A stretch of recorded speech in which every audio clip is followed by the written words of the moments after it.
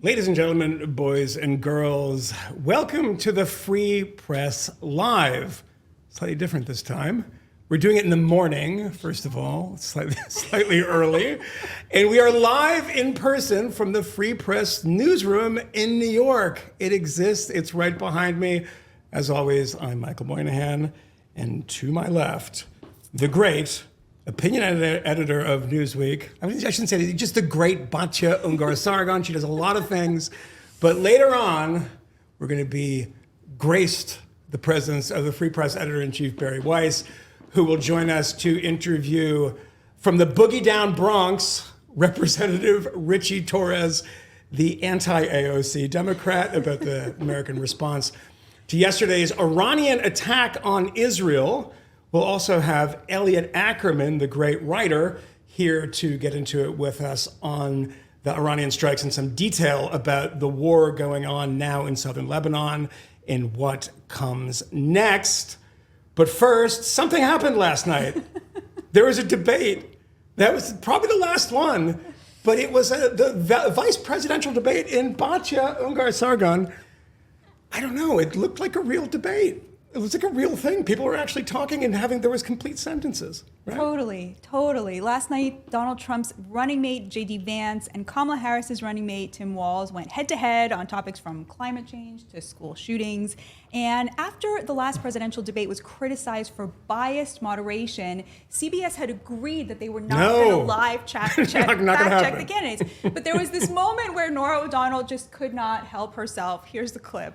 Just to clarify for our viewers, Springfield, Ohio does have a large number of Haitian migrants who have legal status, temporary protected status. Well, Margaret, but thank you, Senator. We have so much to get to. Margaret, I think it's important because we're going to turn out of the economy. Thank Margaret, you. The rules were that you guys weren't going to fact check, and since you're fact checking me, I think it's important to say what's actually going on. So there's an application called the CBP One app, where you can go on as an illegal migrant, apply for asylum or apply for parole, and be granted legal status at the wave of a Kamala Harris open border wand. That is not a person coming in, applying for a green card and waiting for 10 years. That is the facilitation of illegal immigration, Margaret, by our own leadership. Thank you, Senator, for describing the legal process. We have so much to get to, Senator. Those laws have been on the books since 1990. Thank you, gentlemen. The CBP One app has not been on the books since 1990. It's something that Kamala Harris created, Margaret. Gentlemen, the audience can't hear you because your mics are cut. We have so much we want to get to. Thank you for explaining the legal process. The moderator was literally like, I'm speaking, I'm speaking It was amazing. It was amazing. No more context, Jay. We don't like context. They were having a substantive debate. Correct. And they cut their mics. They did. So they could keep moderating. Correct. Hilarious. Overall, last night, J.D. Vance came across as polished and confident. You can see it even in the issue that was the most challenging for him to talk about, abortion. I grew up in a working class family in a neighborhood where I knew a lot of young women who had unplanned pregnancies and decided to terminate those pregnancies because they feel like they didn't have any other options. And, you know, one of them is actually very dear to me. And I know she's watching tonight, and I love you. And she told me something a couple years ago that she felt like if she hadn't had that abortion, that it would have destroyed her life because she was in an abusive relationship. And I think that what I take from that as a Republican who proudly wants to protect innocent life in this country, who proudly wants to protect the vulnerable, is that my party, we've got to do so much better of a job at earning the American people's trust back on this issue where they frankly just don't trust us. Tim Walz started off sounding really nervous, and some of his answers were quite bungled. But the strangest thing was that it at times didn't feel like a debate at all, or at least it felt like a throwback to a different time in debating history. They kept agreeing with each other, going out of their way to find common ground with each other. Here are a few of many examples of that. I don't think Senator Vance and I are that far apart. I'm not opposed to what he's talking about on options. I actually agree with Tim Walz. We should get out of this idea of housing as a commodity. A lot of what Kamala Harris proposes to do, and some of it, I'll be honest with you, it even sounds pretty good. Well, I've enjoyed tonight's debate, and I think there was a lot of commonality here.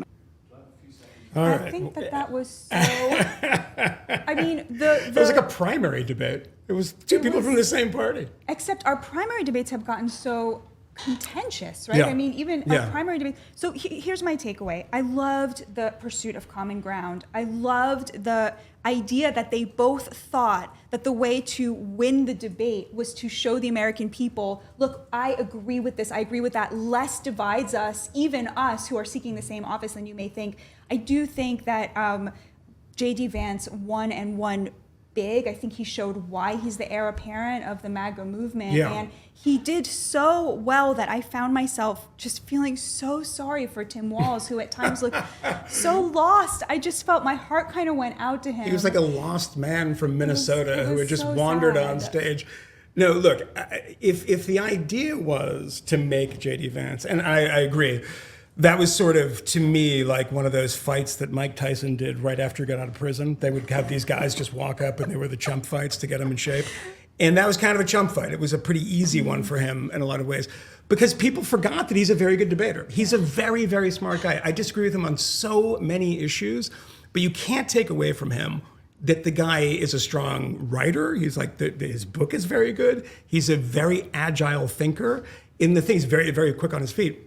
But remember that the entire setup for J.D. Vance from the Harris campaign was that he was a weirdo. Did he come across as a weirdo last night? No, he came across as very smart, polished, understood policy. And I think that if anyone came across a little weird, it might have been Tim Walz because, this whole thing, I mean, it distresses me so much, much less you, seeing them agree on all these issues. Because what you're seeing is the last gasp of a kind of libertarian influence in the Republican Party. They both agree. I mean, that clip right there, housing is a commodity. It is a commodity, I'm sorry to tell you. But what they're talking about is, the problem with housing is because Wall Street speculators, that is not the problem of housing. Regulation is one of the biggest problems in housing, particularly in cities. But yeah, it is a weird thing for somebody who comes from that older school of politics, and I am an old man now, and I'm watching this stuff and I'm like, wait, what are the things they disagree on besides abortion? I mean, even on guns. I mean, he's saying, I hunt, and he's trying to get, I'm a Second Amendment guy, says the Democratic vice presidential candidate. So look, is it going to mean anything? Debates tend not to. VP debates really tend not to. But I have kind of a weird suspicion that because Donald Trump is such a train wreck in debates, seeing two people, so many people texting me, it's so nice to see two adults talking about politics. I think it will have an effect that we didn't probably anticipate. The one area where they agreed the most on, I would say, aside from abortion, which I think Vance handled very well by saying, taking a very humble approach and saying, look, the onus is on me to convince the American people that this approach is correct. And until that happens, we're going to do state by state, which is a Democratic approach. The one area where they had the most amount of disagreement was immigration, an area that, of course, Kamala Harris was appointed border czar, bungled that. We know that there are 15 million people who crossed over the border in the last 4 years. The number of Americans who are foreign-born now, the highest in American history. What J.D. Vance did was incredible. He made a sober and unapologetic defense of having much less immigration on purely economic grounds. That having millions and millions of illegal immigrants in this country undercuts wages, it makes the housing market more unaffordable, it makes education much harder for the most vulnerable American children, and he did this in an unapologetic manner that is going to speak to many, many struggling working class Democratic voters who are sick of being called racist because they want the American dream for their children. I mean, and contrast that to the one presidential debate when we got cats and dogs. We got the eating of cats and dogs stuff. They're eating the cats, they're eating the dogs. And by the way, Walz is just not ready for prime time in so many ways. When J.D. Vance says, and I think J.D. Vance is actually wrong about this, that the main driver of real estate costs is immigration. That's not true. It is obviously any number of people coming to a small place where there's a limited supply. It's a supply and demand issue, of course. Walz says that's not true. Okay? So what is true? In Vance's response, he has nothing. He bungles. How can you not be prepared for this stuff? And we cannot not talk about the Tiananmen Square answer. I mean, those are the moments when I feel bad for somebody that how are you not prepared for this? And he starts off literally by saying, well, one time I was in Minnesota and we were at a hockey game, and it's like, what the fuck is this? Like, you have a direct question. You said you were in Hong Kong during the uprising in Tiananmen. What happened? Long answer. Then I'm a knucklehead. Well, clearly. And then another long answer, and doesn't get to it. Doesn't actually answer the question. How can you not be prepared for that? It's beyond me.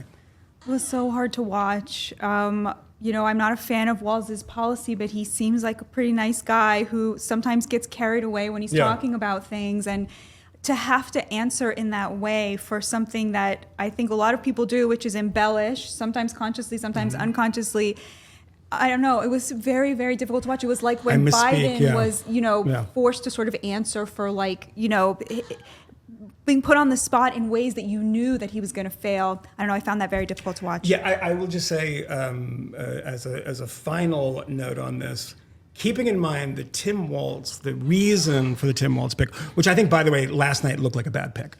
I mean, a Shapiro on stage versus a Walz on stage, to me is, I think. But let's just put the nail on that. The reason that they didn't have Josh Shapiro was because at the beginning of the Harris campaign, they thought they had to cater to, I was going to raise my hand and say because he's Jewish. Exactly, they're far left wing, and that seems to have been a huge miscalculation at this point. Because the idea was to get somebody who can appeal to men, to working class white men, and that's going to be the guy.